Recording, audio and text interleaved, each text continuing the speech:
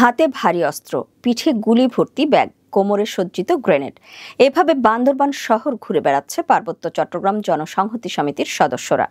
রণসাজে সজ্জিত চাঁদাবাজি করার এমন ছবিও প্রকাশিত হয়েছে।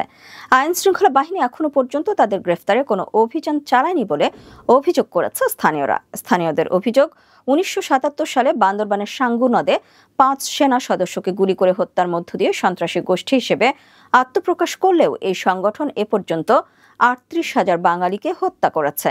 2023 সালের 7 এপ্রিল বান্দরবানের রোয়াংছড়ি উপজেলায় পাহাড়ি সশস্ত্র সংগঠন জনসংহতি সমিতির ব্রাশ ফায়ারে 8 জন নিহত হন।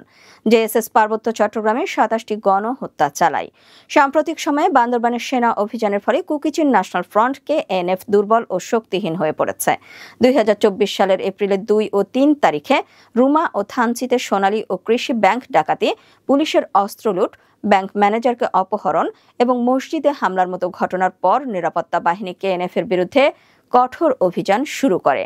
এই অভিযানে KNF তাদের পূর্বের শক্তি ও দখলকৃত এলাকা হারায় এবং সংগঠনটির প্রধান নাথান বমগা ঢাকা দিয়ে মিয়ানমার ও ভারতের মিজোরামে পালিয়ে যায়।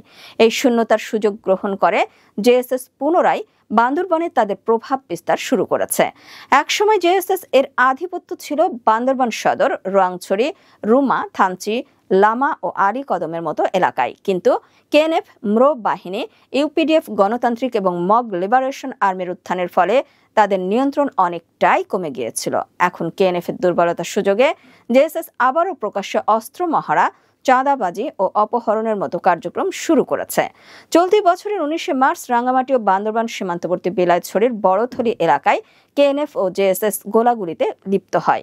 স্থানীয়দের অভিযোগ, বর্তমানে বান্দরবানে জেএসএস এর সন্ত্রাসী কার্যক্রম সাধারণ মানুষের জীবনকে অতিষ্ঠ করে তুলেছে। তারা অপহরণ, ভয়ভীতি প্রদর্শন ও চাঁদাবাজির মাধ্যমে এলাকায় আধিপত্য বিস্তার করছে। 2016 ও 17 সালে মারমা জনগোষ্ঠী জেএসএস এর চাঁদাবাজির বিরুদ্ধে প্রতিবাদ গড়ে তুলেছিল স্থানীয় জনগোষ্ঠী।